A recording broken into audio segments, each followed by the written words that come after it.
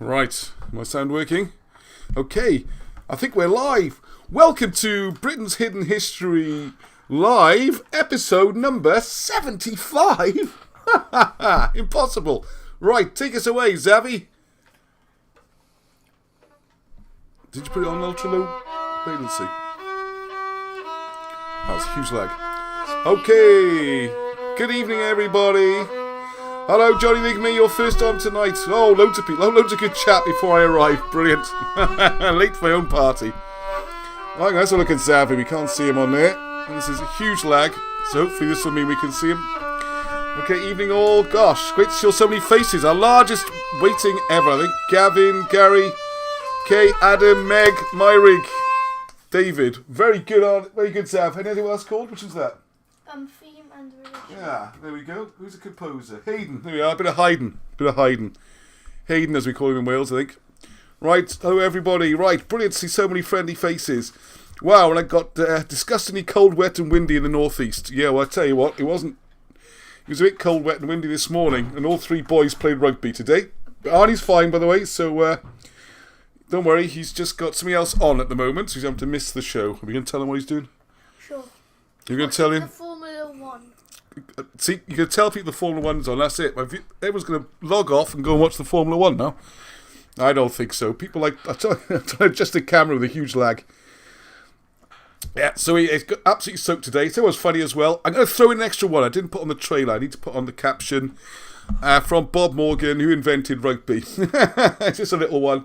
I'm going to do another video during the week. So thanks to all those people who watched. Amazing.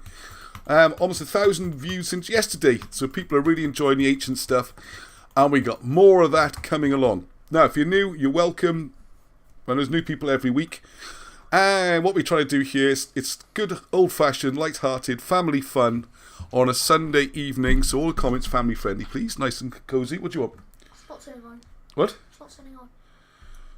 Oh, you have to ask Mummy about that. Uh-oh, my producer's left it a little bit to last minute to get his computer working. So, no, he doesn't have one now. And he'd be very noisy as well, Leo. Right, there we go. So we haven't got the producer's computer working now. We've had some trouble, took it to the shop this week.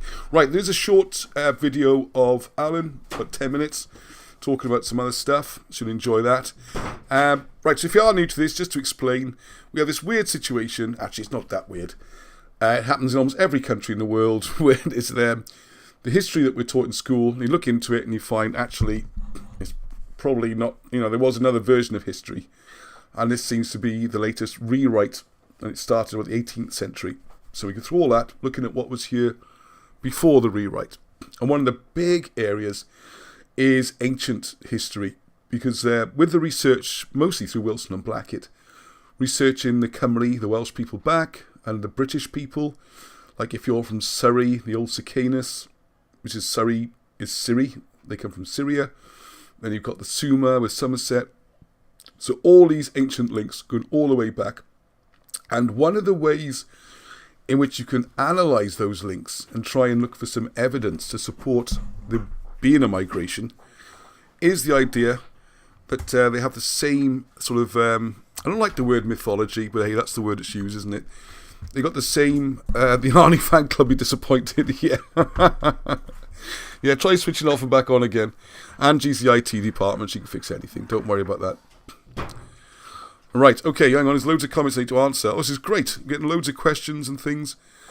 And I've lost my track a bit, but I do know now. So we got, in Wales, well, it's British. I mean, it's got the British histories recorded in the Welsh Mabinogi.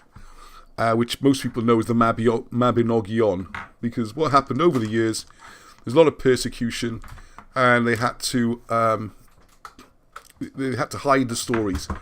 So one of the ways of doing this was to relabel it as Mabinogion and call it children's stories, and this secret's been hidden for a long time. But the genius of Wilson and Blackett, I think particularly Alan Wilson on this one, was to work out that a lot of them, particularly the first four parts, are astronomical or astrological stories, all ties in with the planets, the sun, the motions of the planets, and the formation, how the world started. And amazingly, you can draw exact parallels between the ancient Babylonian stories and other places around the world. And we're going to do a little bit of linking about that later at the end of it, okay? Right, hang on a second. Hi Ross, Prince Malik and the Moon-Eyed people, Welsh went to North America. Yes, I think there might be a mistranslation there when they say moon-eyed. I think it's all to do with moon worshipping. And I had an idea this week. Oh, sorry, I'll just do it now. I'm just going to throw a little bonus one in, okay? I'll do a video in the week. I'd like some feedback in the meantime. If I've given a clue already. See if people can get this on the comments, okay?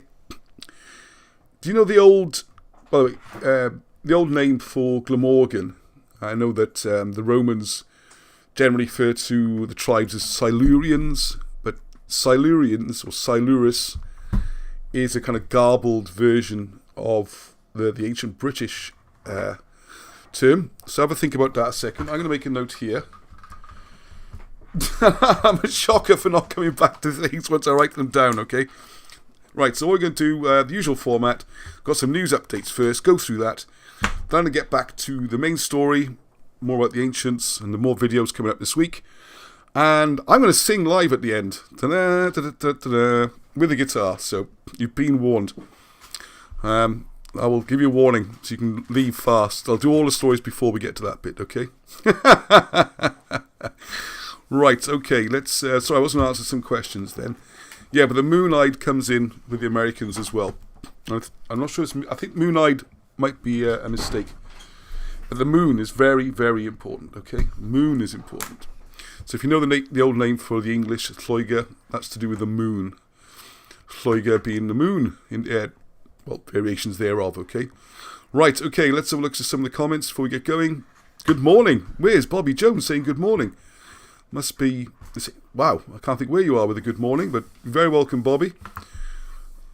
So yes, Prince Adek. Oh, there's some questions. It's been whittling through. Right, Steve Frankham. I've been rereading about the role of Roman Catholic Church in the suppression of British history. Well, I think that's pretty much from the start. We had 2,000 years of that. The real history must be exposed. Let's try. Yes, the Silurians are an alien race in Doctor Who these days. I noticed that. Yes, but think about that. Well, I've given people time to have a look, but the original name is the Esloig. And it's Esloig, and Lloegr is the country, okay? So I would think about the roots of that, alright? Okay, Vikings and possible Phoenicians, yeah, anything but the Welsh. Yeah, moon-eyed is big, round and blue-eyed. I'm with you on that. But I think there might be something else, because moon seems a strange word, doesn't it, if you think about it? Why would they use the word moon? Right, okay. Right, so I'm going to try and jump in. Hopefully, this is going to work. And you'll now see some... It lights me up. I've got a big screen there, and you can see like the lights on me. So you now see me in daylight. And there's just the card. All right, so I'm going to whiz through these items because there's loads to do. Right, okay, first one I want to mention is this article, which is Welsh history is fighting for its life.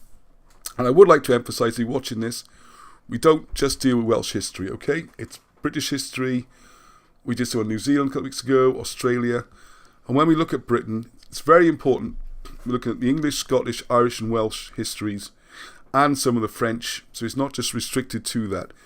The reason why Wales figures so prominently in this is that when the invasion or whatever happened and Britain became more and more Anglo-Saxon, it was seen that there was a need to store the information.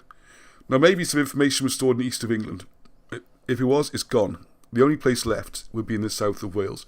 But it's not just about Wales. This is really important. Hopefully I'll come back to it next week, showing how what Mulmud had to do, really, to save all the ancient writings, and how Wilson Blackett can show that Mulmud, or the Mulmudian laws, is about 450 AD, not BC. And 900 years has been added to the historical records. Yeah, there you go. It's just one thing after another. But that was by mistake. Probably a genuine mistake by Gildas. Right, then we'll come on to that next time, okay? Right, so Welsh history is fighting for its life. So excuse me a second now. Really, I'll just... Come on. Find it, Ross. There it is. I've got too many things open. Okay, here's the article. And I'd highly recommend people read it. It's a wonderful article. Ivian's written various novels which we can get as downloads through me or through the website, all about ancient British history. Really well informed, beautiful writer, fantastic. I'm not going to read all this now, but if you want a summary, the link is in the description at the bottom of the notes. Read this. It's a couple of pages, that's all. I thoroughly enjoyed it, and this will give you a good background of how the history has been suppressed, persecuted, all the way, all the migration stories, Arthur, all this kind of thing. It's all been, and why and how, and he's done it all in a couple of pages. That's the whole article, okay? So it's not too long. Please have a read about it. He puts things really, really well, okay? So I can't recommend it highly enough, and I thank, hang on, man, I'm going to do a bit of help in production. Right, so please read that, and it'll give you a full idea about what's happened with our history. Good introduction, okay? Right, yeah, so that's the Welsh history, fighting for its life. Just so I mentioned this, I blew the gaff, so I'm going to sing again. Top comments from last week. I do like the funny comments. I don't get upset by things, don't worry.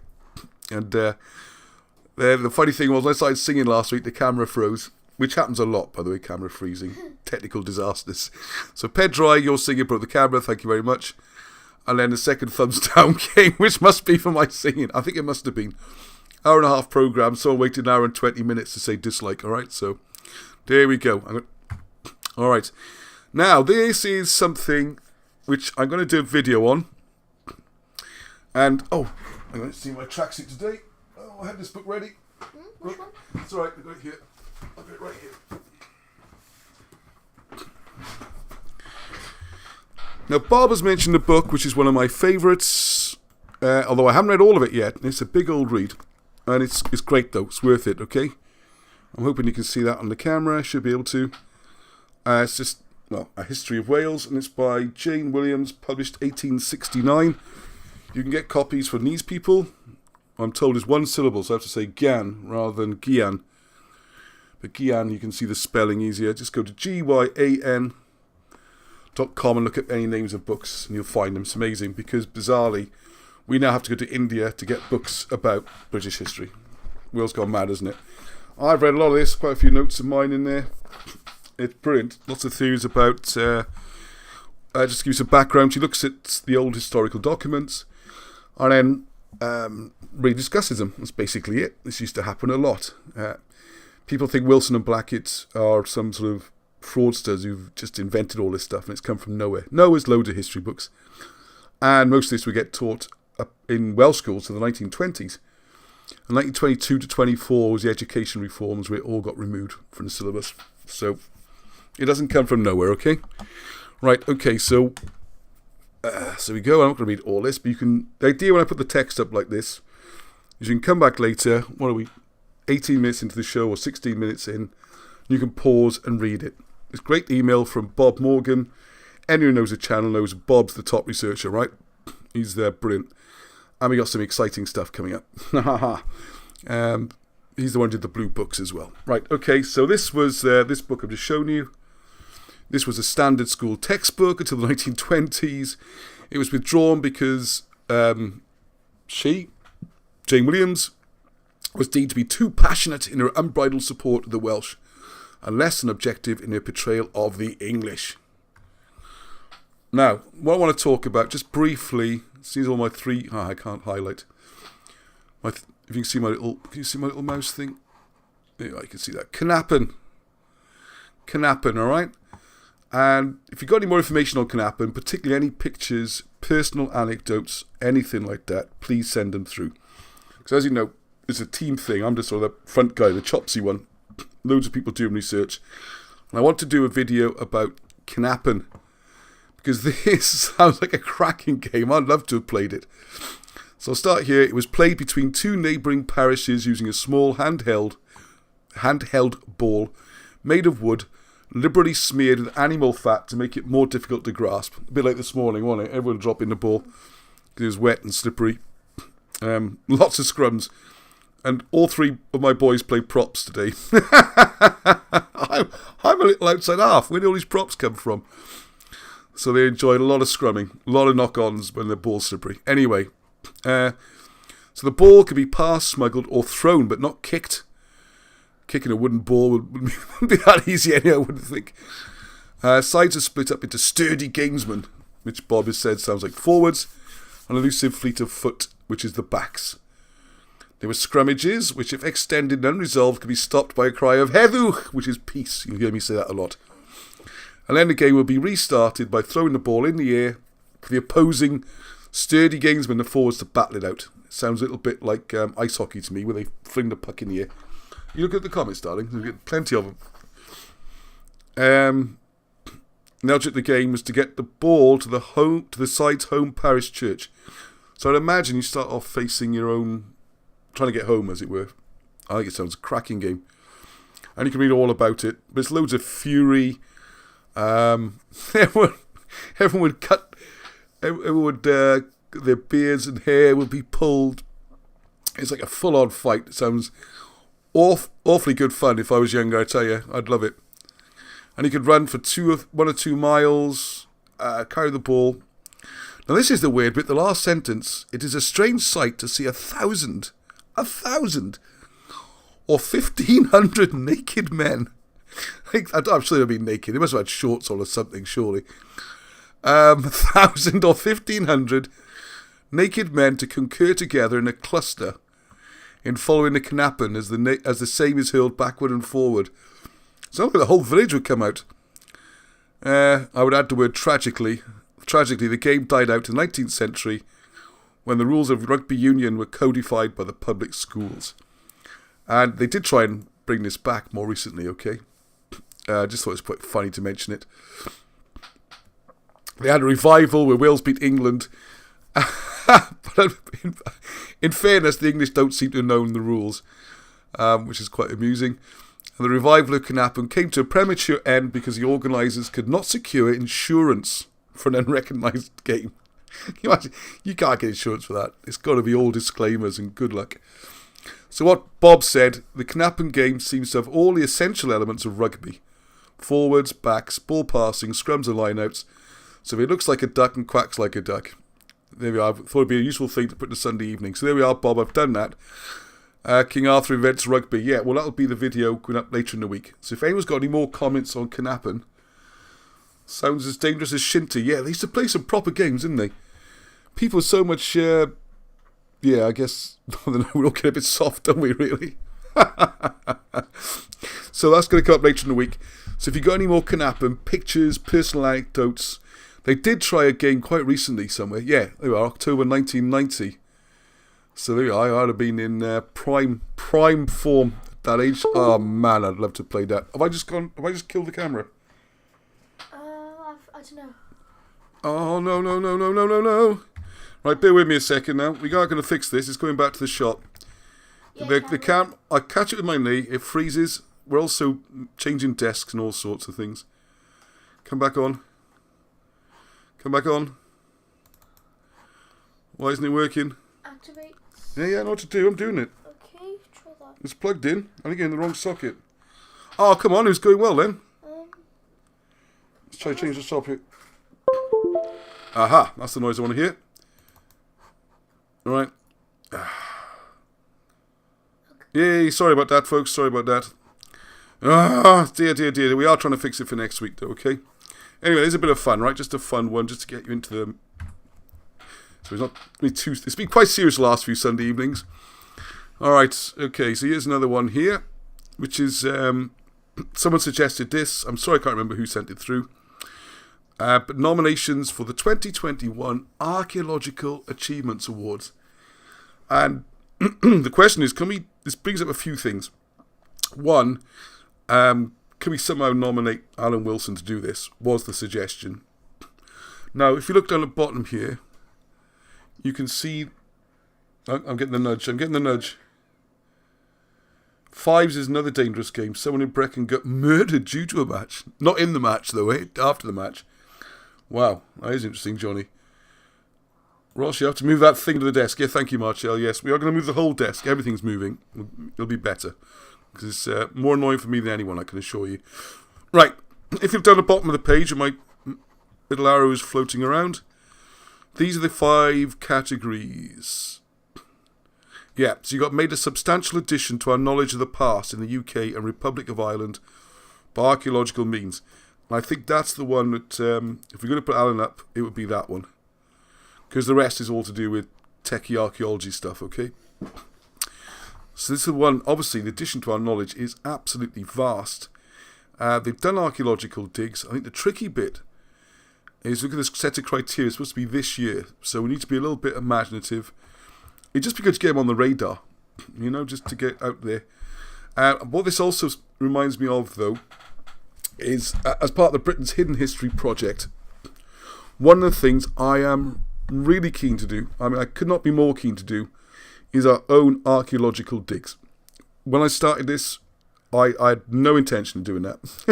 It's just going to be, hey, guess what's in the books? It's great stuff. And this is what we do, all right? But then you see a lot of these sites disappearing, and as physical evidence, we know where it is. Like the one, Caermead, has already been dug 3 times and just filled back in again. It should have a museum there. It should be properly explored. But we've also got other fantastic sites which would not be expensive to do our own archaeology. And they got someone now with a bit of legal nous, so we can get permission, whether it's scheduled or whatever type of land, we can apply for permission and we can get this. Cadw have to actually help us in this as well. So I'm open to suggestions on where, but bring a travel party. Very good, Andrew. I like it. Yeah, digs would be brilliant. And what we do need, though, we have to put together a schedule of works with what we're going to do, what we're looking for, that kind of thing. That's not that difficult, all right? I could probably do that. Bob definitely could. I'm sure there's people out there who could do this kind of thing. What we need, though, what we do need is someone with archaeology qualifications. Ironically, Alan Wilson's got them, but he's getting a bit old to be dragged up a rainy field somewhere. So I've got some places lined up. Methodology would not be expensive. I reckon we do a GoFundMe or something. It would be no problem. We're not talking huge amounts. But is there anyone out there, please, who's got a friendly archaeologist who would help us, or is an archaeologist, even better, and would like to get involved? And you would get paid. We're not looking for the archaeologist to work for free. Archaeologists don't get paid much. And work is difficult to find and getting more and more difficult to find. So I am not against archaeologists at all. I think they do great work and it's essential work. And we've got an employment opportunities, like a job advert, if you like. And could be a decent chunk of work. And it'd be great. All right. Another quick snippet here, which I want to come back to. I'm not going to do this tonight because this is a subject on its own. But again, I would like any input, please. Send me an email, ross@cymroglyphics.com, if you have any more information on this stuff. There's so much this tonight, I could not pack it all in the show. We're already up to half state. And what this is talking about here is the Regalia of Wales. That's the technical term. So we're talking about the cross. Now, is this the gilded relic of the true cross? Just to explain something about what these are, okay?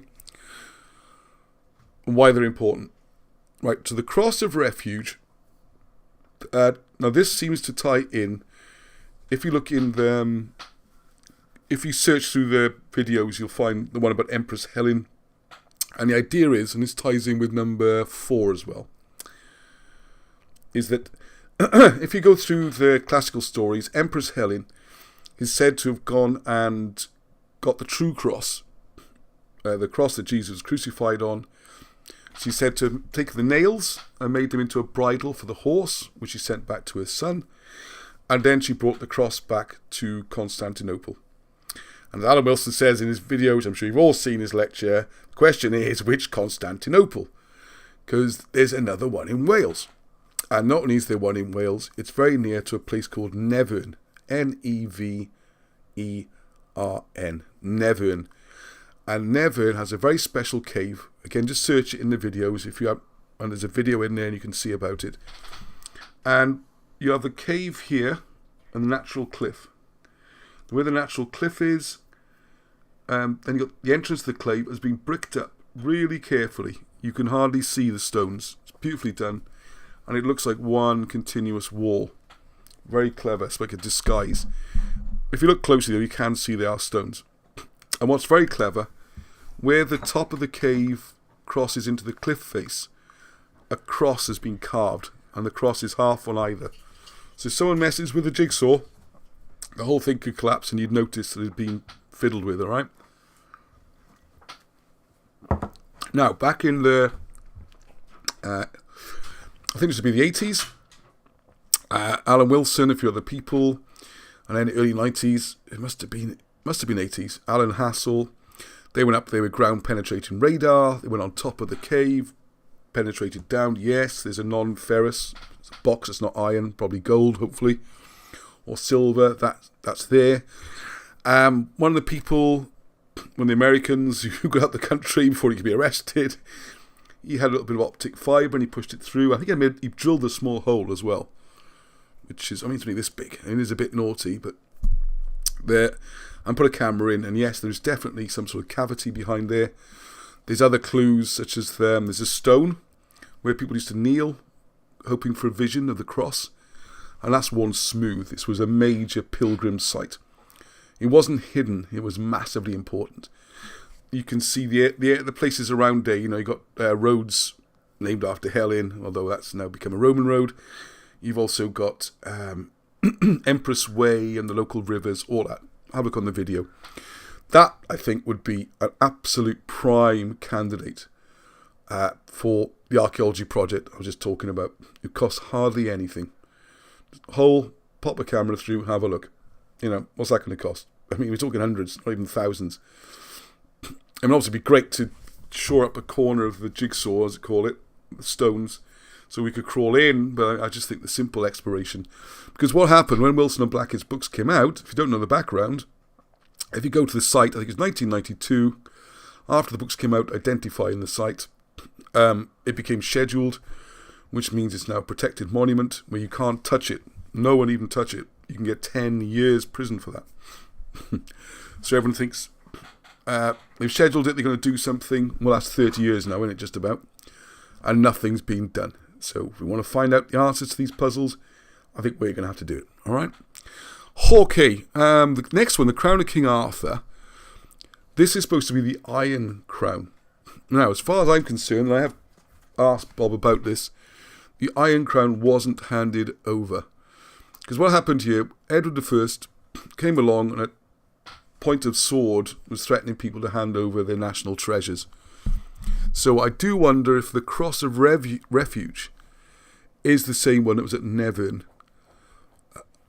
It seems strange if there's such a famous pilgrim site that Edward wouldn't know to go there, or did he not get into South Wales? I don't know. I don't know enough about it. I think we'd be guessing a bit. So if there's still a cross in Nevern, or if Edward I got it, difficult to know, because one of the problems is Edward I, right back at that time, made writing in Welsh illegal and record keeping, and just they tried to destroy British history because it doesn't look very good if you're claiming descent from, say, William, who came in 1066, or even the Saxons a few hundred years before, say 700s with Aethelstan and people like that. If there's a rival royal family that's got evidence going back to 500 BC, that's is not comfortable for royalty. So see, I don't think these people are particularly bad or evil or anything. This is how you do it. This is how you run a country or an empire. You have to obliterate the past to put your own thing in to destroy national sentiment. But as historians, I think we can quite happily look at it and enjoy it. Right, other Regalia of Wales, there's a few other bits and pieces. Well, what they were looking for, I think, at this point, was the ancient treasures. So you've got the cauldron, I think it's the cauldron of Bellymawr it's called, all these wonderful things, cloaks and all sorts of stuff. Now, the body of Constantius is important because, again, I'm assuming people on this group already realise that Constantine, the Great, the one who brought Christianity to Rome and everything, was British. He's from York, his mother was Helen, his father was Constantius, who's also in Britain, so I don't know how much more British he has to be, really. If both your parents are in Britain and you're born in Britain, you live your life in Britain, definitely by modern rules, makes you British, and his father probably came from British royal family stock as well. So there you go. So this is important. Then we got a weird one here, the head of St. David, which I'm not quite sure about that. So if people know more about it, can I just get this bit near Neil so I can see the comments easier? Right there, if you can. Because you've got the computer working again. Told you Angie can fix anything. That's the IT department. As I always joke, you don't marry someone from Taiwan and learn IT yourself. Sorry, Angie. No, she's very clever at these things. Right, and there's the source for these information. Okay. Now, yeah, so what's Bob's asking, and I'm asking, is what happened to all this regalia of Wales? What happened to all these magic, his famous items? So according to Archaeologica Cambrensis, its fate is unknown. Isn't this weird? So nothing older than the time of Charles II were ever found in the Tower of London after Oliver Cromwell took over. They also have, at the end of the English Civil War, there was an amnesty on all stolen goods or regalia. So when they had the Restoration Charles II, the deal was, you brought treasure in, you got paid for it. You didn't get prosecuted or tortured or punishment, you got paid. Very sensible decision, got all the stuff back, but some of these things never turned up, like the sword of Britain never turned up.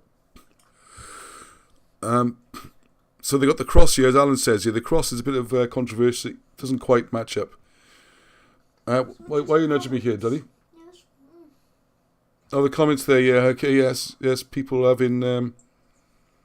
Right, so if Harold Hadruda, or was it Hardrada perhaps? If he won at Stamford, it would have been continuity of the Brythonic line then. There's not many clues there, because I can't see the other comments, but I imagine that means Stamford Bridge, where... Just click can you get rid of this? Just click. Yeah, that's in the way, I can't see this, look. There we go. Yeah, he's got something. No, I just minimised it. Can't get the staff, can he, The pay's fantastic,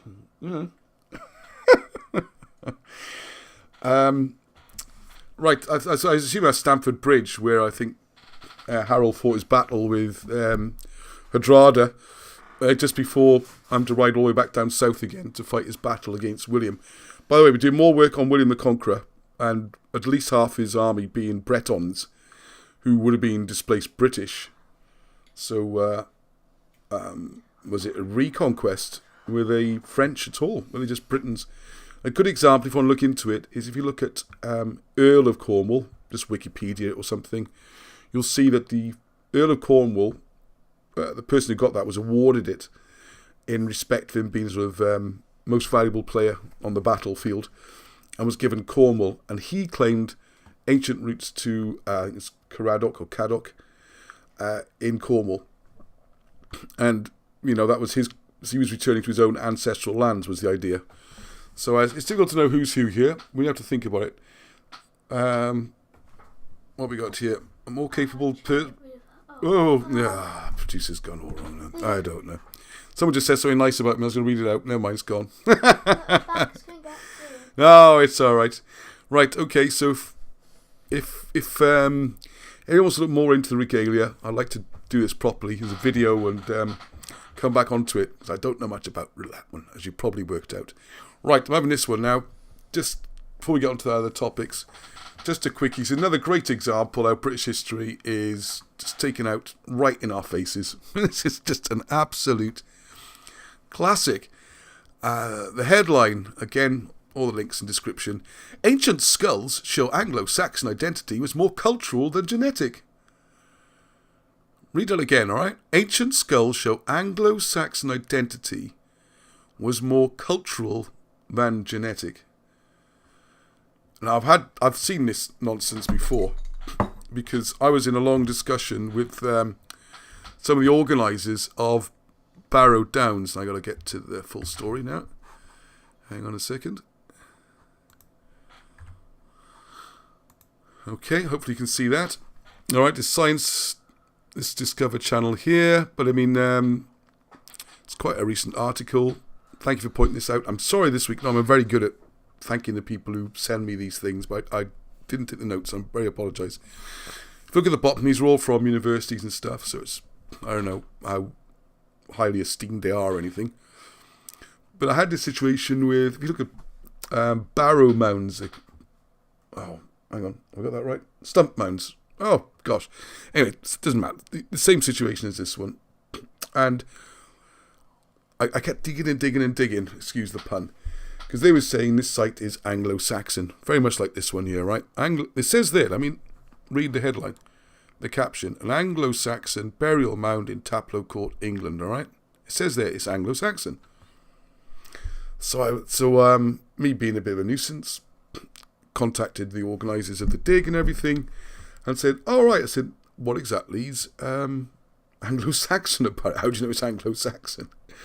Oh, no, it's obviously a bit of bluster at first, and they sort of laugh at you, and you just very politely, well, what this stuff found artifacts. Okay, what artifacts? What was Anglo-Saxon about them? And then it's waffle, and if you keep very, very politely digging away, you find there's nothing to show it's Anglo-Saxon. And it gets even worse than that, because what you'll find is that the DNA and all the tests on the people and the skulls and all that show they are local. They are British. These mounds are British. The people were British. Anglo-Saxons, as Wilson and Blackett point out, probably never got further than pockets on the east coast of Britain. Most people in England are Britons. They're British. They're not Anglo-Saxons. They're not Germanic. And this is part of the thing that wants to be covered up. Because if you look at the royal family, they are Germanic.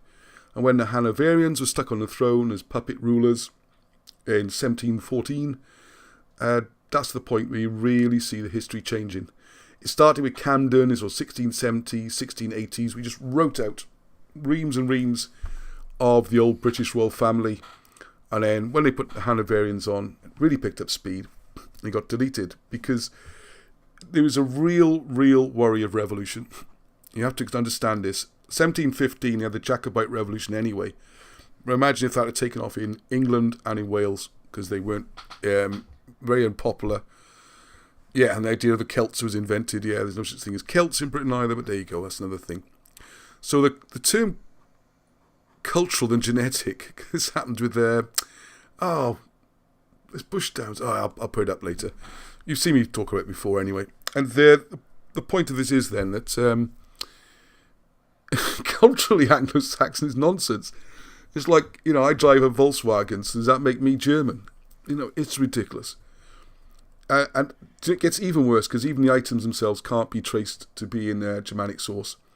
So they can't even, so they say anything, the way it works is this generally.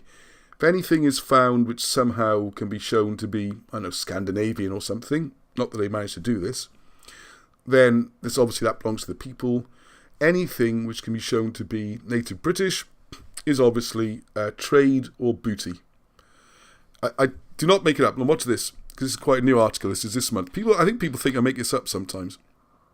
All right, so I'm not going to read the whole thing. Like I said, links in the description. You can have a look. Right, there we go. There is general agreement. The origins can be traced. General agreement, I love that. I knew general agreement when he was a private. He didn't know anything then either. There is general agreement that their origins can be traced back to a migration of Germanic-speaking people from northwest Europe began in the 5th century. Is there? But the number of individuals who settled in the British Isles, the nature of the relationship with the pre-existing inhabitants, especially the Romano-British, is still unclear. Right, I've got a new bugbear, by the way. This term, Romano-British, has got to go. It's got to go. It's an insult. It makes no sense. Do we, for example, when Germany rolled through France, do we now refer to the French as Germano-French? Because the Germans occupied it for World War II? You might say, well, that wasn't very long. They only held it for a few years. Doesn't really count.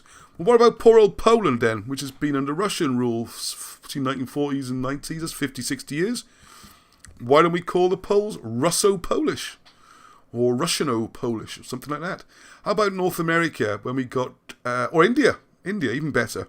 The Raj was in place longer than even the most, widely optimistic, dreamed-up Roman Britain myth.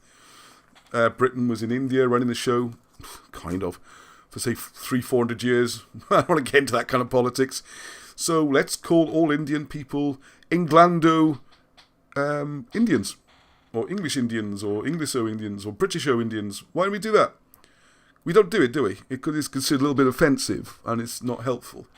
The British are British, all right? whether the Romans went there or not, they're still the British. I would dispute the whole idea of a Roman Britain. As Wilson and Blackett, they disputed most of it. I'm going to knock out the rest of it. So please, please, please challenge that when you see Romano-British. It's rubbish. No such thing. Anyway, sorry. Blah, blah, blah. They're talking about historical documents. Gildas, thank you very much. Anglo-Saxon Chronicle. Right, now they suggest not only that the incomes are numerous, they completely replace the Romano-British. Well, that's not what they say at all. But anyway, that's not what we're looking for. Right, here is what we're looking for. There we go. When isotopes of strontium and oxygen extracted from Anglo-Saxon skeletons have been compared, they have pointed to only a few of the individuals growing up in mainland Europe, i.e. they're locals. Now, this is, you have to be a little bit careful, in fairness, because if you're second or third generation, the strontium levels and that get built up by what you eat, so your local environment would affect it, okay? But the point is, they say very few, in fact, I think it's almost none, are shown to be mainland or Germanic. So this has been interpreted as evidence that the British were not replaced. Rather, they adopted a new language and set of values. I dispute that as well. Beliefs, dispute that. Cultural practices, dispute that. From a relatively small number of incomers. I think it's more likely that the small number of incomers adopted the practices of the Britons, which is why they both had the same sort of stuff. Anyway, it goes on and on, okay? They look at skulls then, which I'm surprised it's allowed again, because things like phrenology and all that were really frowned upon. They were associated with, oh God, my brain's gone dead. Selective breeding, all that kind of stuff. So you can just read the whole report yourself then. But this is the point. There we go. Language and culture, not genetics. So, I'm sorry, but just because you go to a country on holidays or go to stay for a while, that whole country does not become you. I think the English tried this, or the British, when they ran India for a while, but it's still India. And the people there are still Indian, okay? Whether or not you consider Joanna Lumley to be an Indian, or Rudyard Kipling, English or British, or Indian, is another question. Anyway, this is hilarious, right? Right, there's several potential explanations for the change in composition of the Anglo-Saxon population. I'm not interested in that so much. Right, here we go. There's an increase in the number of people adopting an Anglo-Saxon identity through time. Yeah, I would say mostly in the 18th century. Anyway, listen to this. This is just a beauty. This could have been because Anglo-Saxon was perceived as higher status than being Romano-British. Alternatively, it could simply have been a consequence of people randomly copying one another. This process, which is known as cultural drift, has been shown to be able to account for a number of cultural patterns in recent history. How do these people get funding for this absolute nonsense? The problem is, if you dispute the basic narrative, if you get rid of the whole of British history, then you're trying to make something else fit. It's like if you tell a lie, you start getting caught out. And by the way, I don't think these people are lying. I think they sincerely probably never even heard of British history. It's not mentioned in school or university, so how are they going to know? So don't hold it against these people. They go in with what they've been taught and trying to make this story fit with this evidence, when what they should do is get the evidence and then work out what the story should be.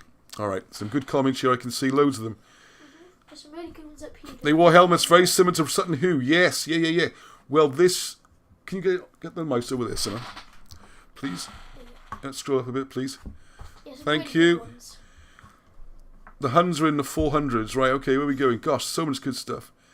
Oh, wow, loads. I can't even keep it up. Brilliant. The BBC can't handle the truth, all right? Okay, yeah, had that. We come up to tree worshipping as well in a minute. The mounds are first Viking. So this is the kind of point. I mean, the British mounds, we've got loads of evidence. Some of them go back to like 500 BC, at least. Which is well over 1,000 years before the Vikings turned up. Maybe the Vikings even copied the idea from the British, If you're buried with your VW in the garden, they'll dig you up in 1,000 years and say Pontypridd was a German settlement in it. Absolutely right. Sarmatians and Scythians. Now that's another bunch of people. Who's this? Matt. People say Arcturus Rex 2 was a Sarmatian warrior with a dragon banner, and they wore helmets very similar to the Sutton Hoo helmet.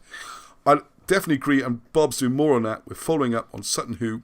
There's going to be big news waiting to break soon. This Sarmatian idea for Arthur gets a little bit frustrating. Maybe some Sarmatians or whatever came over as auxiliaries in the Roman forces, who knows. But there's 2 King Arthurs, and they're both very well recorded in Welsh history, British history. And what's frustrating, I think, there's not many countries you can just walk into, say your history's nonsense, put it in the bin. This is what really happened, and people throw theories at it. You know, I think most countries would be quite offended. As we should call ourselves First Nation British, which is those people in England, Scotland and Wales who are pre-Saxon. First Nation British. You got to use their... Hang on, there's more stuff there. DNA, Vikings, all that kind of rubbish. Yeah, here we go. Hang on, sorry, there was a bit more here. Sorry, instead it appears that the Anglo-Saxons were a group of individuals of diverse ancestries who shared a common language and culture. All these dialects all around England, you think they're one language? The same holds for the Vikings. Blah, blah, blah. Oh, here we go. I should have expected this. The Anglo-Saxons and Vikings were, in other words, strikingly similar to the multi-racial societies in contemporary Northern Europe. Sorry, I missed the political agenda behind it. Ah, damn. I shouldn't have read it at all. I was a bit... They got me. I didn't realise it was going to come out with that. I should have done. A bit slack. Right, anyway, so have a look at that article. Oh, Alan Wilson video. Time for a little break. Let's have an Alan Wilson video. And I hope the sound's working. It should work. I checked it earlier. You checked the sound earlier. It was working. I don't know if it's changed though. I don't know either. Hang on. How am I going to do this? I just need to... Oh, God. Why have I got all these things open? Come on. Sorry about the slight delay. I'll pretend I'm saying something really entertaining now. Like, ha ha ha. Right, hang on. I've got it already. No, not the project. I want the finished video. Right, sorry about this slight delay. Yeah, I know. I wasn't sure if I saved it in Alan Wilson interviews or today's folder. Number 75. Wow, here we go. Oh, it does get louder, okay? Alan's been quiet at the beginning. What is good? Find these places on the maps. Not screen sharing, that's probably Even does it? Was it? Is it 3? Which screen are we on? 3? Button 3? Ah, this huge lag. Let's see what comes up on screen. Sorry about this. Nope. 4. I think it's 2. It's a shambles. No, 2 is screen sharing. That's with me in the top left-hand corner. Oh. Which I don't really want, because... I don't think that would even exist, Daddy. Yeah, it does. Oh. There, look. Magic, eh? Look at that. Thank you, producer. Loud, it's really loud. You sure? I'm loud or the video's loud? The video's loud. Ah, it's working this week. Alright, sorry I burst your eardrums. Hang on a second. You already did. I want to get some hot... I already did, sorry. If you can still hear me, I'm sorry. Right, go, Alan. Oh, and that's Richard Evans. That's a big help. What is good? Find these places on the maps. Even today. So is that the story of the death of Arthur? So that be... Yeah, the maps is Falcons. Well, they called Naui, wasn't it? Yeah, all of the names. All the names are there. Was he Naui, the shiny one? Is that the name? Balding Gates, is that right?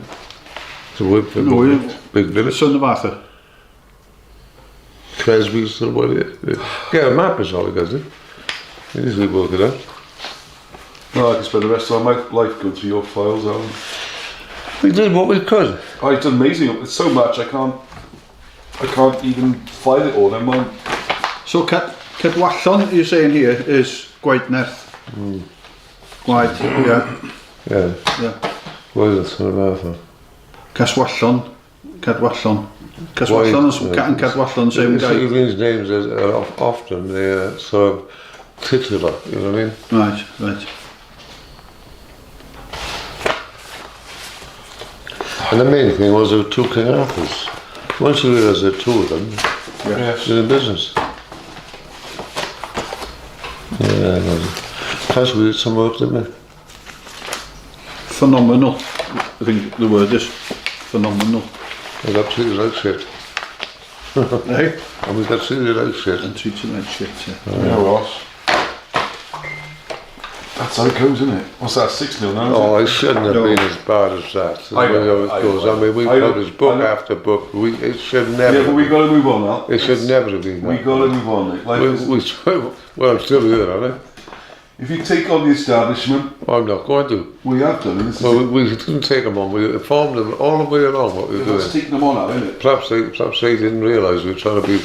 If we had any advice from them, we'd have followed it, all right? Yeah, no, I'm just, We made that clear. I think you've done brilliant. You know that. You're the biggest fan in the world. And somebody got it in their head, you know, think they could block us out like a. Yeah, that's what happens when you take on the authorities, isn't it? I didn't take them on. We had no intention of taking them Well, on. you challenged their version of history, Alan.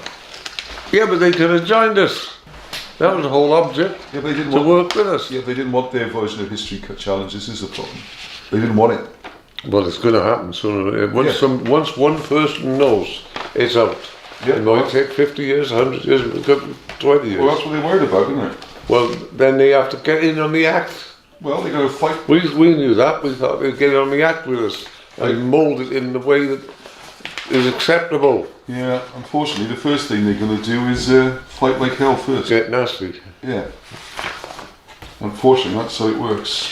It won this now. The universities, Yeah, professors going to same look thing, isn't it? stupid. Right? Well, they are the establishment, aren't they? I suppose so. Ah, here we go. Original drawings. Look at this. Fantastic. Okay? Good stuff. So with Darren's original drawings, look. That's it. Fabulous. Here we are. That's it. Yeah, that's in. Those are in the book. That's in walking. That's it. Yeah. Yeah. He's a good artist in a way. Yeah. Yes. I mean, you can see his tattoo background, mind. It's a very tattooy kind of style, isn't it? Yeah. It's very lawn drawn. That's for what? Yeah. He's Arthur, Totally full of it, wasn't he? Brutus. Yeah, it's good to see the drawings. I have to see them in the book so many times. Uther, original Uther. His concept, our conception of what they were like, that's all.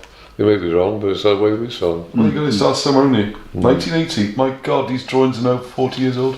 Aye, we've been at it a long time, haven't we? Yeah. We should have had more success, shouldn't we? Yes, definitely.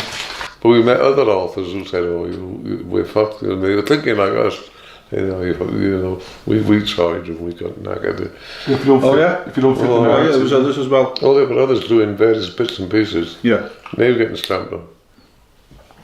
I said, "Tony, well, what are they do?" He said, "We're going to carry on."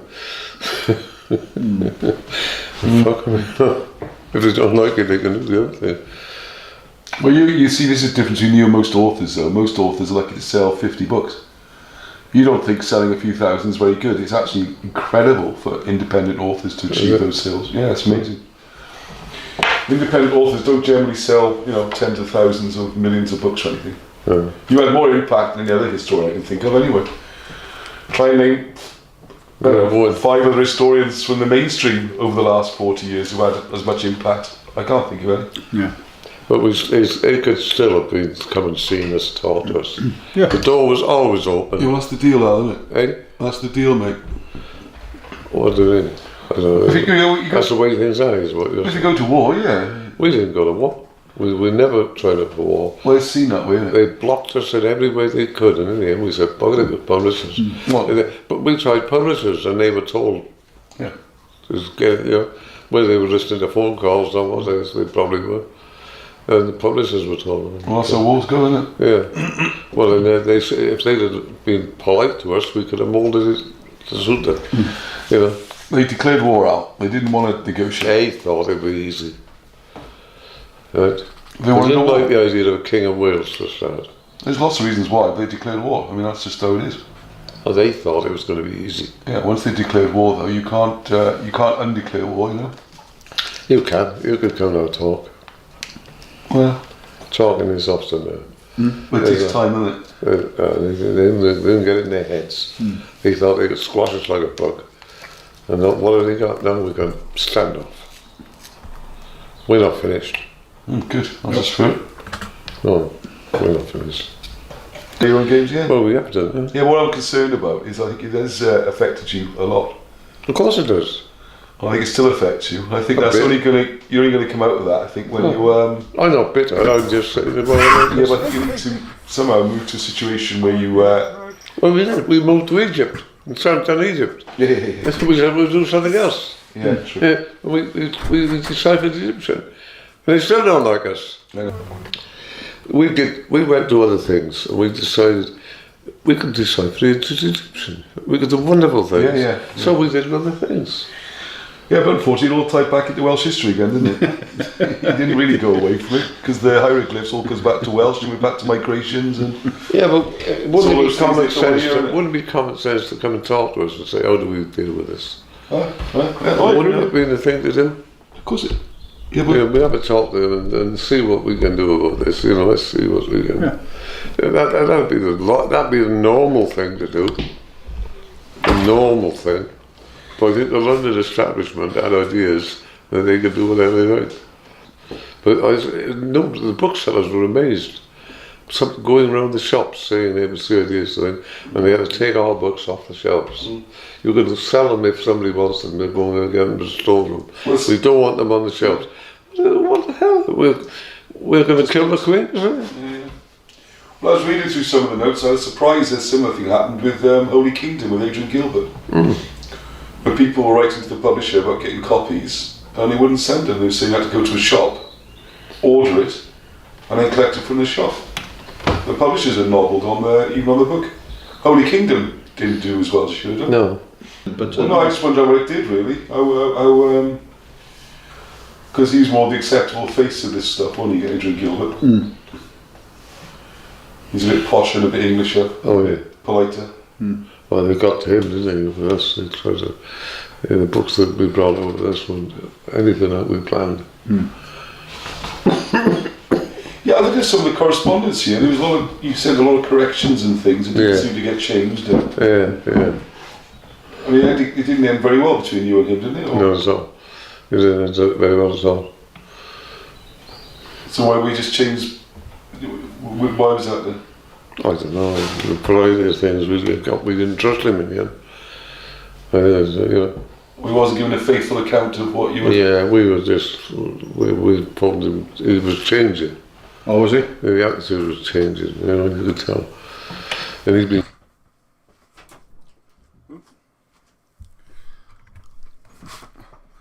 There we are. So there's, so I'll just put Alan back on screen then, so I don't want to take him off. Yes, there's more of this coming up. Yeah, it's quite, well, it's sad, isn't it, really? It's clear this history is not wanted anyway. And that's what Wilson and Blackett found. And as you know, I'm still trying to help Alan. So this is when we're up there. Richard was helping as well, sorting out his house, that kind of thing. We had a few chats and he's on pretty good form, all right? So that's the good news. And he's outliving all of them. So keep going, Alan. Keep going. Right. Saw one of the questions on there. Yeah, Ivan, hello Ivan, there's the author of the article I mentioned earlier.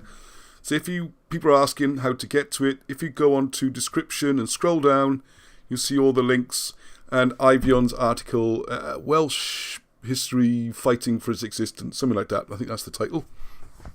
Just click on the link, it'll take you straight to it, okay? Well worth reading.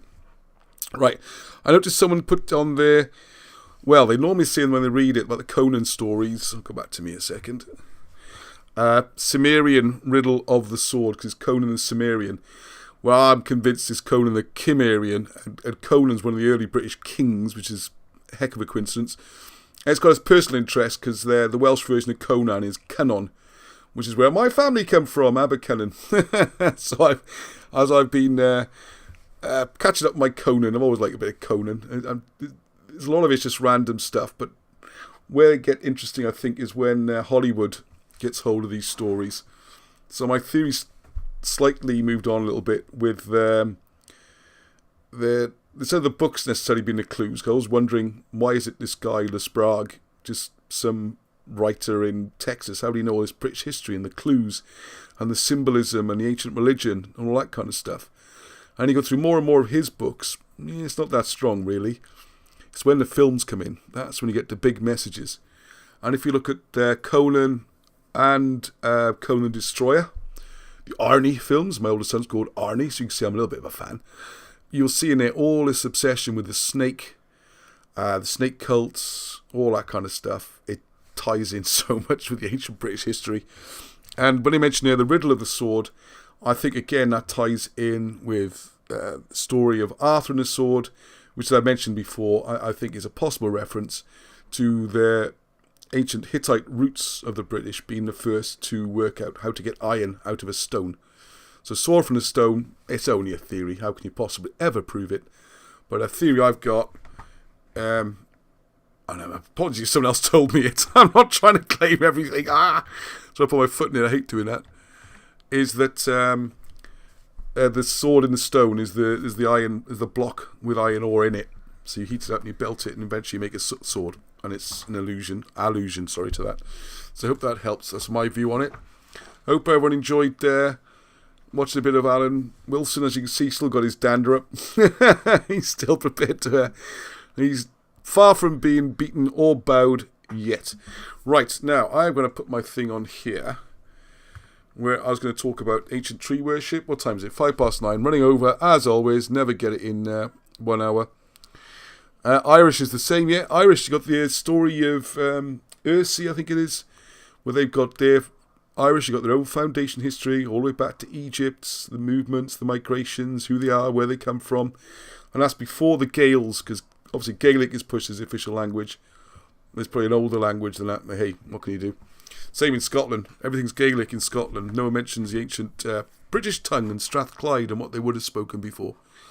So even even their revealing of the past is only a partial thing. God, I'm sounding like Cardiff, aren't I? I've been talking to a lot of Cardiff people lately, and I've really picked up the old cant and twang. Takes years to get rid of this, and I got it back again now. Right, so I'm not going to talk like Cardiff. Oh yeah, I was going to talk about Esloig before I forget. This is a crazy idea I've had, alright? Might be nonsense, but at the beginning of the show, I prompted everyone to look up the ancient word for England, and it's still the word in the Welsh language, is Lloegr. Now, I'm not going to write it out. The spelling, I want you to ignore the spelling for a minute, so I won't show it on screen. Lloegr, okay? And it struck me again. Remember I said earlier, what is the origins, or what's the name, or the native name for the county of Glamorgan and Gwent? That sort of southeast Wales kingdom, which would have stretched up to include Hereford. Somerset would have been, I think, a permanent border, because that's with people of Sumer, who became the Giantes, became the Gwisse, would have been. But anyway, the southeast Wales empire is called, the spelling is Esloig. But if you say it with the south, probably won't get this Cardiff thing, Esloig. But it struck me that Esloigr, Lloegr and Lloegr, England is Lloegr, Esloig is... So I got my old dictionaries out. Is it here? No, I'll be way too organised. Anyway, if you look up the word ES in the old dictionary, one of the meanings is separate from. Yes. You're not screen sharing. I know, I'm not screen sharing yet, yeah. Would be separate from. So, could it be a bizarre situation where you've got the Esloig just means separate from the Lloegr? Separate from the English. And one of those negative names, like they say Welsh comes from Walish, meaning stranger. By the way, I'm not sure if it does. I'm not sure if the word Wales and the word Welsh might be way, way, way older and pre-Saxon, and nothing to do with the Germanic words Wallis. So let's not kick that out completely just yet. So if you've got a tattoo with Wales written on your arm or something, don't be deleting it just yet. It might be okay. Alright, it might not be the Germanic word Welsh. It might be an older origin. But anyway, what do you think of that idea that, anyway, Lloegr is England, and then Esloig is like outside England or not from England. When there was another negative names, a bit like stranger. Alright, okay, hang on a second. Yeah, oh yeah, the kerfuffle as well. Sorry. Oh yeah, sorry about the noise during Alan speaking. It seems like how a cat was having a bit of a battle in the garden. And suddenly came slamming through the cat flap, which is that loud clunk you heard. And then the other cat was trying to get hold of it, which is why I had to go up and take the cat off and all that kind of thing. And our cat was very, very upset and nervous for a while. So I think she's gone to have a lie down now. Little Mimi, little madam. Right, okay, the first thing I want to talk about here, how much time we got? Getting a bit late. Now, don't panic. My plan is, and I like to get some comments and feedback, because so far, feedback's been wonderful on the idea of doing these 15-minute videos at 8 o'clock every day if I can, and sticking with this ancient theme, alright? So I'm going to whiz through some ideas tonight, really fast. Don't panic. We're going to do follow-up videos in each one with nice graphics and all that kind of thing throughout the week, okay? So the first one I want to get to, so I haven't put a slide up at all for this one. And like I say, a lot of this you can find in Discovery of the Ark of the Covenant, Wilson and Blackett book. But there is going to be a new book coming on this soon. I'm going to have to write something on here. Hang on. Because otherwise you're not going to... Just let me just... I'm going to put in a new slide there. Oh, okay. So you can... I guess you can watch me type. Why not? The first thing I want to mention on here...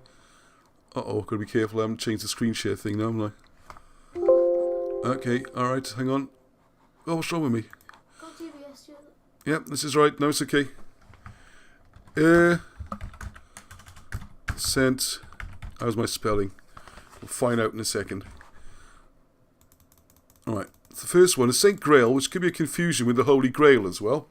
And the reason I'm mentioning it is this, we are going to ancient, we're not going to King Arthur stuff and all that kind of Grail and everything just yet, alright? But what I'll mention this is that there is a book called A St. Grail, or the Holy Grail, which dates to 1106. So it's very, very old. And it's important because you get a lot of people saying that when Mallory came up with Morte d'Arthur, published in 1478, that's the sort of early source. And people, where the confusion comes in, people say Mallory got his ideas from the French troubadours, Chatillon de Troyes and people like that. But clearly they came a lot later. They were writing the 12th, 13th centuries after the Normans had finally gone into Wales, loved the stories, were taking them back and translating them to a sort of Norman French environment, changing the names a little bit, although you can still work out who's who. And at Mallory, the mainstream argument is that Mallory then got his ideas from that. Despite the fact, well, Mallory was in prison for a lot of his time when he was looting these papers. But Mallory himself talks about the fact that he got it from Wales. It was actually the old Welsh records. I'm not going to have time to go into that part of it just yet. But one of the things I was going to talk about then was the fact they got this Holy Grail. And I kind of wonder, this. Obviously, we all know about the Grail and King Arthur, how much this ties in. Now, one of the problems is that is during the medieval period that the Cymric princes would often get captured and put in the Tower of London. And they could be there for years and years and years till they die sometimes. So one of the things they would always do is request for their libraries, their book collections.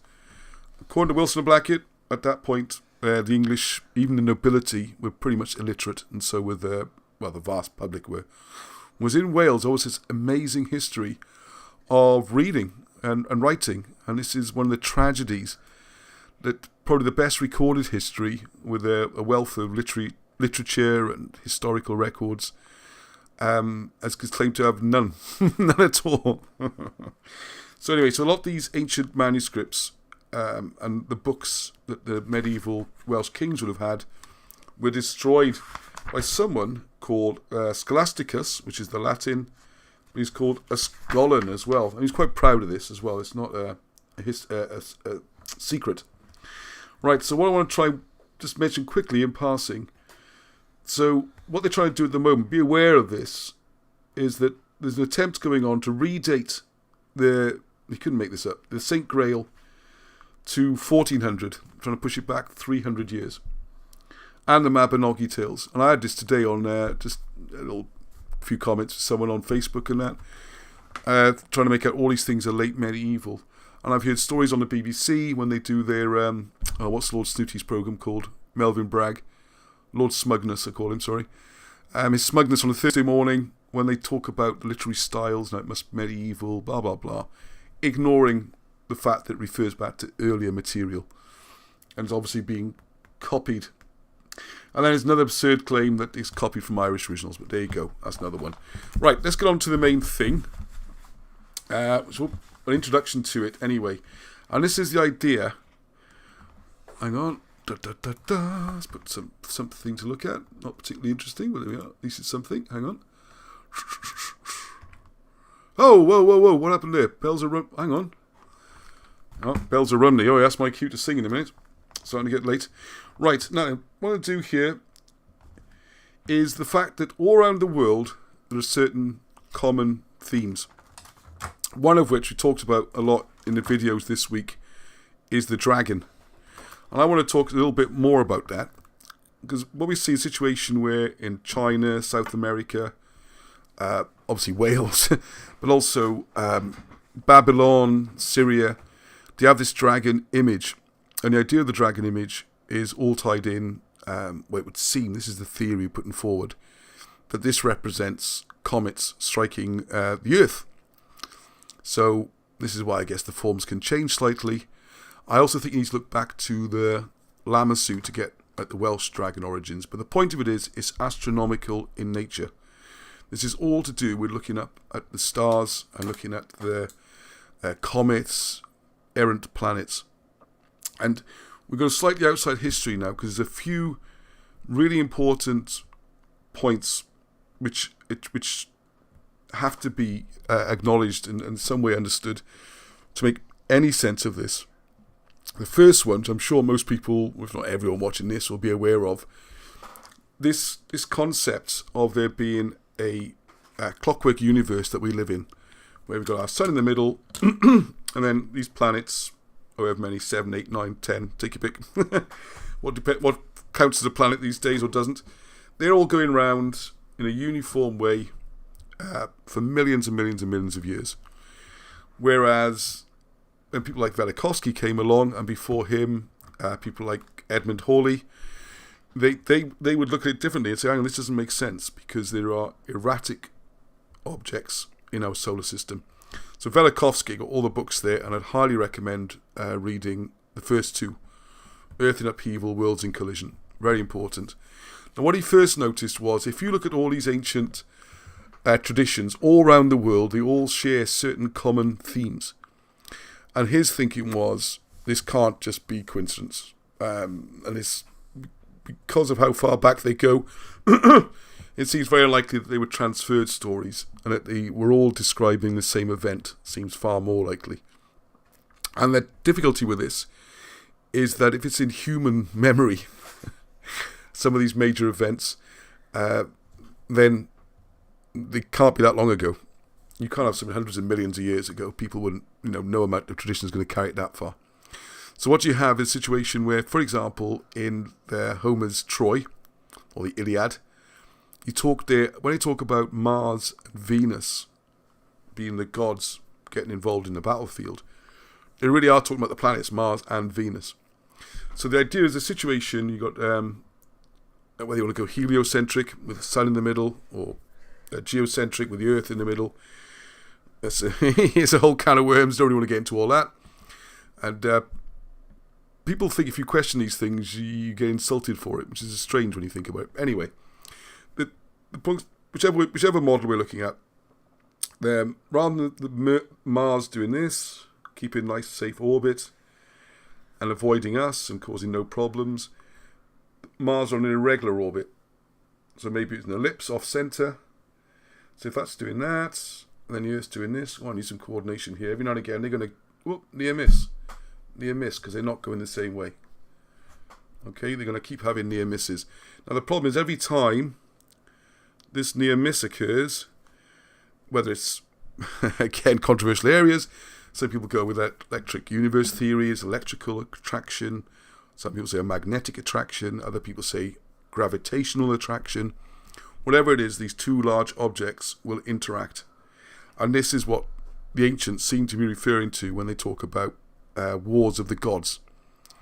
They are looking at two planets, and you would even see possibly an electrical beam between them, or some sort of attraction, maybe a sign, or like the trail off the back of a comet. And that could be considered as the sword, for example, with the one stabbing the other one. So if you look at the series during the week, we see there's one of the real problem planets was Mars, hurtling around the universe, also these large comets. Now a curious thing is, if you look at the Russian writers then, like Fomenko, and you look at the new chronology, which is fascinating in itself, they have also crunched chronology, but they won't acknowledge Velikovsky. Which I think it's to do with politics, and I've got some theories why. When actually they do back up a lot of what he says, but they don't agree for whatever reasons, okay? A big story. But they also show a shortening of history. And one of the things they use a lot is astronomical observations from the ancients, which is something that Wilson and Blackett also use a lot. And what they've noticed is that if you go back to ancient Roman times, Roman era times, notionally 2,000 years ago on conventional dating, all right? If you're talking about the Russian writers, you have to look at different chronologies. But anyway, that's the idea there. They were getting 60, 70 comets a year, for example. This was a fairly common event. Now, one of the points they make out, which makes really good sense to me, and I can't see a logical flaw with it, is that when you're watching a comet, when you see the tail, that has to be matter coming out of the comet to produce that tail. It has to be something. It's particles, energy, dust, bits of stone, bits of ice, whatever you think it is. It's being exhaled. It's being exhausted from the comet itself. So what you have in there is, over time, as this thing goes on and on and on, it will eventually run out. It'll just run out. It'll just either just get to the point where it's negligible size, or what seems to have happened a lot, if you look at the ancient writings, is it'll get too close to a planet, and it'll get sucked into that planet and destroyed. And this is where these astronomical stories come in, and that's when they start to really, really make sense. Because then you have the situation where the largest planet is going to do most of this hoovering up of foreign objects. So this is when we get the idea that Jupiter and Saturn, the big ones, and Zeus, the major planets, they're going to be doing most of the work and actually protecting the Earth by picking off these nasty things. The other one, which is curious then, is, just to give an idea, by the way, because how dramatic this would have been, because one of the concepts which is always I found strange since I was a young boy is I look up at the sky, and all right, I'm getting a bit better these days at the star maps, but you look up and you think, what is all the fuss about? I mean, really, these tiny little white dots, why is everyone so bothered? And then, years ago I spent quite a lot of time in Egypt, long before I did chiroglyphics or heard of Wilson and Blackett. I was a big fan of Egyptology and that kind of history. And I used to sleep out on the desert. You get these big Bedouin blankets, just lie down, put your shoes inside the blanket, tie it tight, otherwise you get scorpions in your boots in the morning. It's I never saw any, but there we are. Well, you see them, but they don't bother you. Little desert foxes. But when you're lying there at night, suddenly they look massive, real big white blobs. And you think that's the difference light pollution makes. And you think, it is quite interesting. They look really close now, they look this big, the stars, like real blobs in the sky. And it's a really impressive sight. You think, that's I can see now where it's more interesting. But then you go into looking at the way the planets moved, and then it's a whole new deal. The calculations are that if Mars came as close as expected, for one, it would probably been bright red, and it would have been 20 times larger than any full moon. How terrifying would that have been? Just think of when a big harvest moon, a huge white moon, and then imagine that times 20, filling the whole sky and getting nearer and nearer and nearer. I mean, it would have been absolutely terrifying. Same with Venus and Saturn. These planets would have been so much nearer, not all the time, but you can see suddenly, if this model's correct, why the ancients would have been so obsessed with watching the stars and the planets, because they have to. Because any time now, one of these planets is going to come and destroy everything, absolutely everything. So suddenly this makes a lot more sense why they're not little dots we see now, and the regular motion of the planets. These things were coming close and causing major devastation. Why Mars is the bringer of war. It would seem that when Mars came close, earthquakes and volcanoes and floods and all sorts, because of the electrical or gravitational, whatever it is, the bond causing havoc. This is where the start of religions. And this is something going I've got a lot of helpers, thank you, with the typing. So, and more volunteers are good. More notes about this to put together. What Wilson and Blackett put together then is how this creates the birth of most religions. All right, that was an awfully long introduction. I hope no one minds. It's a longer introduction to the thing I'm going to talk about, which is only a few minutes, really. Like I said, we're going to do some videos during the week. And if anyone wants to help with those, with images and stuff, that'd be really good. I mean, that would really help. If I could maybe send some list of images to find anything like that, because we got so much to get out. We've got to do it. Not just for this got to get out there. It's important, and it just needs to be there. But I just want to see Alan see these books come out and these videos. Because I'm starting now burning shows onto DVDs so that Alan and Tony or Aram can watch the shows and stuff. Better than watching TV, eh? Anything's better than watching TV, I hear you say. Right, so what I'm going to say here is... Right, so I'm just going to jump in slightly from Wilson and Blackett now. So quoting, the records of ancient Sumer and Akkad and of Babylonia tell of these conflicts in the heavens. Oh yes, so you got the planets whizzing around, and you got loads more comets and asteroids, whatever you want to call them, okay? So the records of the Hittites and the ancient Babylon Egyptians tell us of these terrifying struggles in the skies, as do all the records of the other ancient nations. The Chinese still have dragon festivals, where the great serpentine flying dragons with their long flaring tails, and the people of India and those of Asia remember these events, as do all the ancient nations. The Spanish and Portuguese discovered that the people of the New World of North and South America also had histories that recalled great flying serpents. Back in Britain, the ancient Cymry remembered the dragons of the heavens in their Mabinogi tales, and so also did the Iceni people of what is now England in their Beowulf sagas.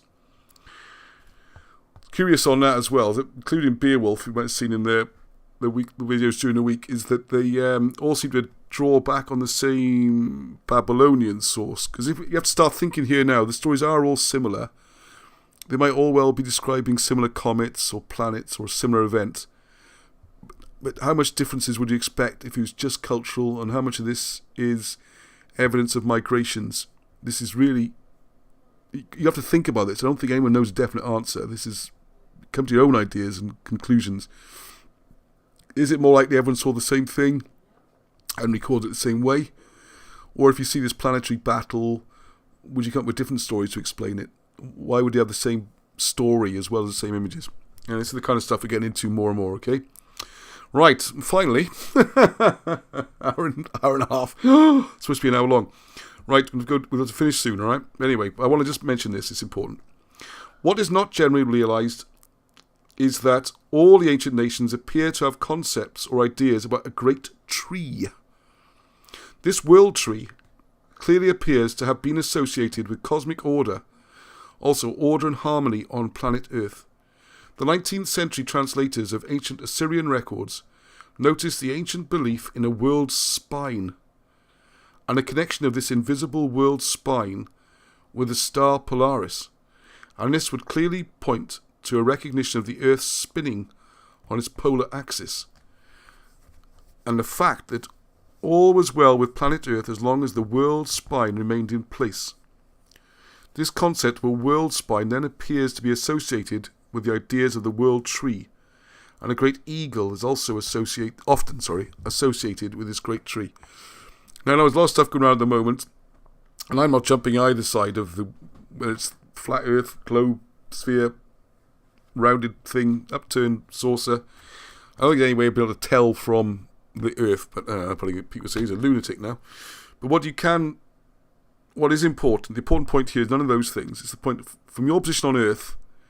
When you look up, the North Star, Polaris, it does shift over thousands of years, needs to be in the right place, and it's important for you to see it's in the right place. I'd also add to this, there's the other things you're looking for to make sure they're not wandering off and about to come and smash your planet up. Because what definitely seems to have happened in history, and this is where we get the myth of it being an ice age, is that this physics reason, Velikovsky goes through it, various other people, the whole world becoming a ball of ice is just ridiculous. It's physically impossible. It's a complete unit, so where's all the energy go? And how could it happen so quickly that we have like frozen mammoths with the food still in their mouths and things? how is it we have a situation where, for example, Siberia seemed to miss the Ice Age? And Siberia's a pretty cold place these days, and that missed it. And this again is more evidence where what you got really is the poles shifting around the globe. So at one point it was as far south as Minnesota, which would bring the cold weather with it, and North America would be frozen up, Europe be frozen up. And meanwhile, during this time, on the far side, the other side, whether it's a globe or flat, whatever you would prefer, you're going to find places like Siberia be warmer because the poles moved away from them. And as the poles gone back to close to where it is, I mean, at the moment, I think it's accepted it moves about 12 feet per year. But what can also happen, and there's a lot of worry about it, and Wilson and Blackett were writing about this 30, 40 years ago, is a situation where the poles can flip.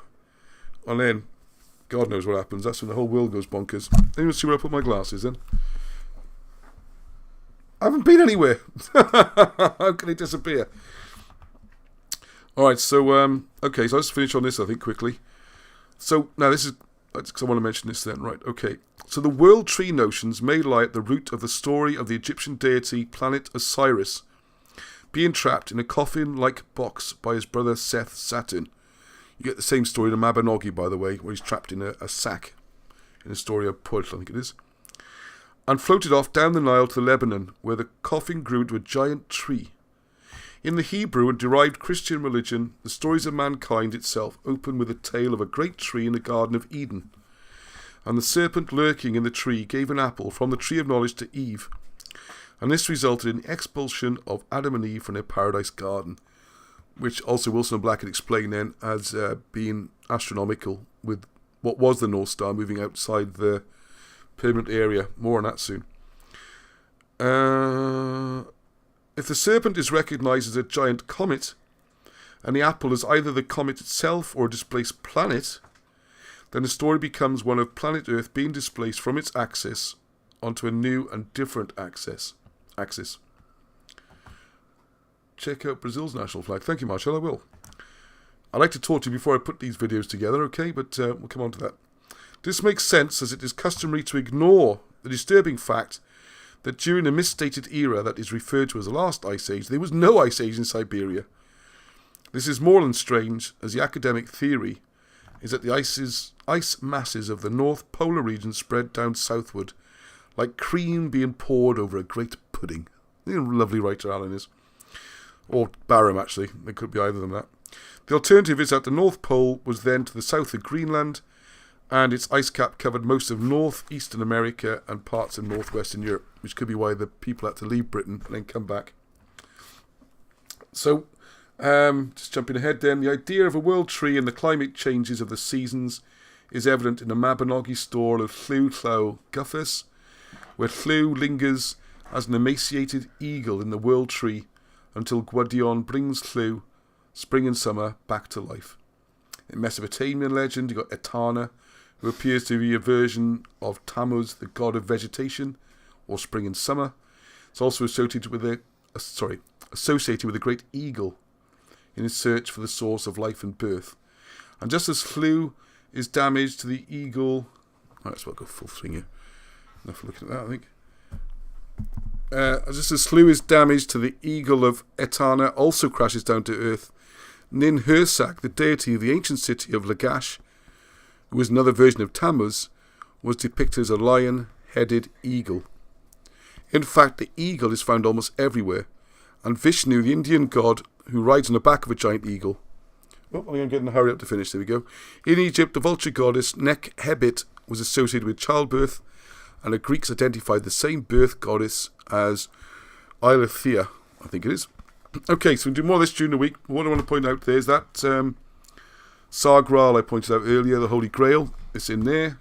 It's in the Tales of the Mabinogi. I'm getting whispering behind me, which has been told it's almost time for bed, 25 to 10. I hope people are enjoying this. But I would like images. What's that, sorry? Okay, right. I'm going to try and sing now. Complete change of tempo. Was that a bit too abrupt, that stop? Alright, let's say one little bit. I did cut it off a little bit too quickly, didn't I? Anyways, it's all in the Mabinogi and the Sangral stories. And the bit you want to look for, if you want to do some swatting up, some reading up, and maybe we'll come back to this next week, see if people enjoyed it. The same story is central to the Mabinogi of Owain and the Countess of the Fountain. The fountain is a fountain of life, you see. This is important to mention this. As opposed to the tree of life. So if you look at a fountain, it's doing that exactly the same as a tree. So this seems to be the parallel here. So the journeying hero knight comes upon a gigantic tree that has a bugle hanging from its branches, and he takes the bugle and blows it. This has got this weird stuff. Why are these stories so weird? Because they explain astronomical events, okay? So when Owen goes to the great tree, he also throws water on the stone. He's attacked by the Black Knight, but Owen beats the Black Knight. And the punchline here, in short, Owain has disturbed the world order by disturbing the poles. So the Earth's got messed up, and someone's got to fix it, alright? Later in the tale, when King Arthur and his retinue arrive at the great tree, they are attacked by the defending Black Knight, Owen, who has now taken the place of the knight who he killed. Then when Owen leaves his place as defender of the fountain, there's further catastrophe and disturbances in the natural order. So there you go. So it's all ties in remarkably closely. Right. Okay. What are you laughing at? Are you watching something completely different, aren't you? Great, isn't it? My producer's watching a completely different YouTube channel. What can you do? It's just stupid. Well, it's nice to hear you laughing. You got a lovely laugh. You did very well today. Right. The trouble is now, I was singing this beautifully earlier. Well, I'm a bit tired now. I mean, talking for an hour and a half, I find my voice it's not as good. I was promised a hot drink by my wife before the end so I could sing. Come on. Where's all the no Ross? So, guys, this is usually a load of abuse at this point. I don't think I can sing now. My voice is too tired. You can add some abuse. Oh, thanks, Leon. Right, I do need to check some of the words. I think I know it. There's going to be a little bit... it's interesting, this one. It's the Bells of Rumney, which you might know. It's old, what's his name? Old Pete Seeger, wasn't it? Pete Seeger wrote this. Well, I think he's actually an Australian, but there you go. Somehow they got involved in... he knew something about Wales, and I'm curious about this song. It's not complete random choice, okay? It's, well, the chords are easy. It's definitely a factor. One of the things about this song is that it talks about the different colours and different types of bells. And I wonder if there's some sort of astronomical connection there as well. But anyway, I'm kind of guessing a bit. So there we go. So you can do None Shall Pass. So you can have a few... hang on, check out David Matheson. Star Myths of the World. Everything apart from the Welsh. Yeah, that doesn't sound surprising. Yeah, no, there's lots of stuff about this. Just bringing it, a lot of it into... trying to get us to all a similar level of what we know about it all. And then we can move on to talk a little bit more in detail about some Mabinogi and stuff. Right.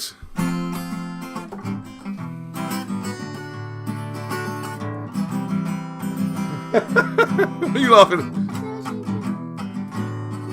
Well, I don't know, I can't remember to sing now. I've been talking for so long.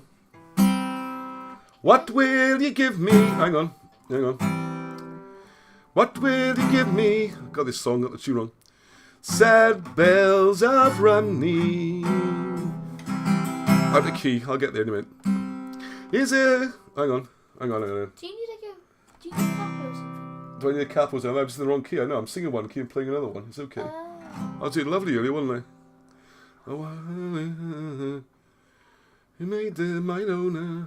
Trouble, I slip into Orange and Lemons if we're not careful. Almost in tune. Pale out, Ross is singing. Yeah, that's what I want to see, Andrew. There we go.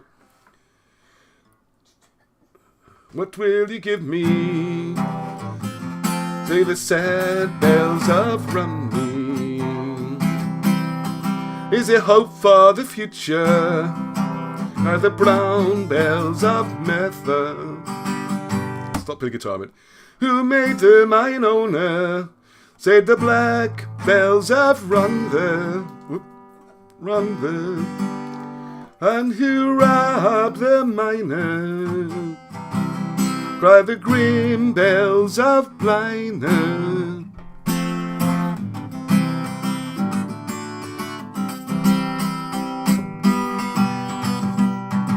They will plunder willy-nilly, cry the bells of Caerphilly.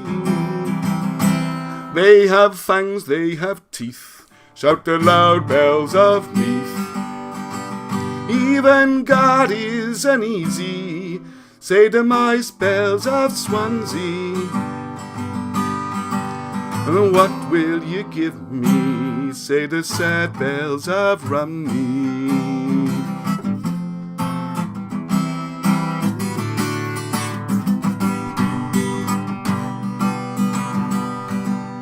But the Vandals in Cot say the bells of Newport. All would be well if cry the green bells of Cardiff. I so worried, sisters white, said the silver bells of wine. What will you give me, say the sad bells of Rumney.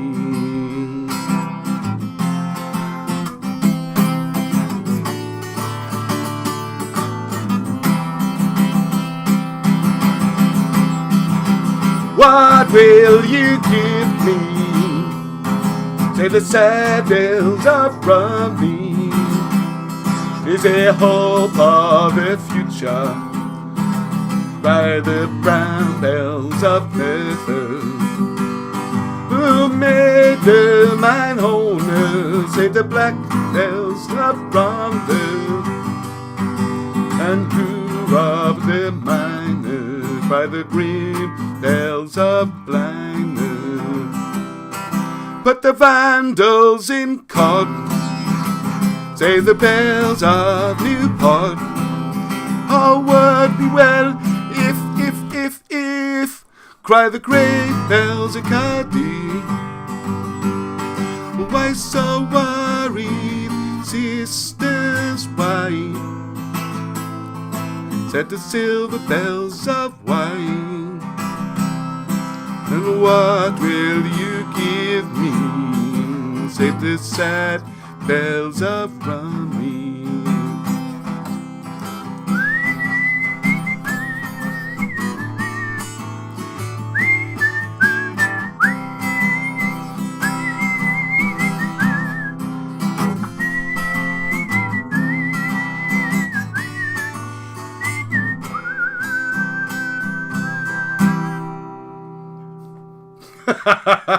Crashing. There we go. Got to the show to the end somehow, and that usually empties the room if it's live, so hopefully it'll empty this here as well. I hope you all enjoyed that. Hope you're not thinking of busking to raise funds. I was actually, Gary. You could pay me to stop singing. How about that? There you go. I'll have to have another go at that. I think I slipped into the wrong... I can play the guitar if you want to concentrate on the singing. Yeah, David. Yeah, good to see you, David. That Breeze. Excellent. I'm well up for that. I think we should do an online music Zoom thing. It's a joke, Daddy. Yeah, I think it's probably a joke as well. Thanks, Leon. Anyway, we'll have the pros back on next week. So thank you very much to Xavier earlier.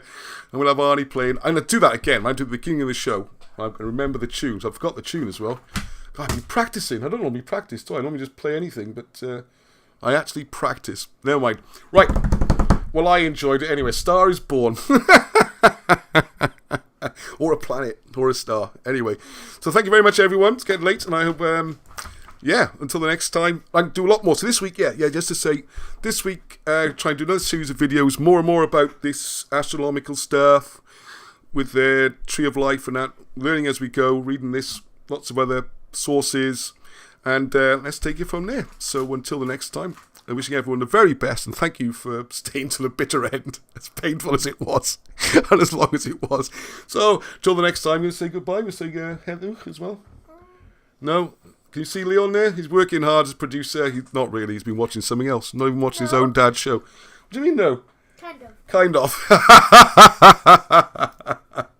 All right. I'm going to do the thing now. Which was it? Was it 3 or 4? 3, wasn't it? Do you want to do it? All right. So until the next time. No starry key. Heluch.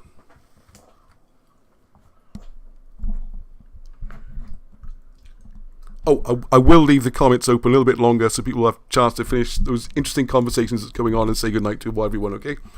I will leave that running a little bit longer. Wow, some young gentleman in the room goes to bed. No! Yeah, go on.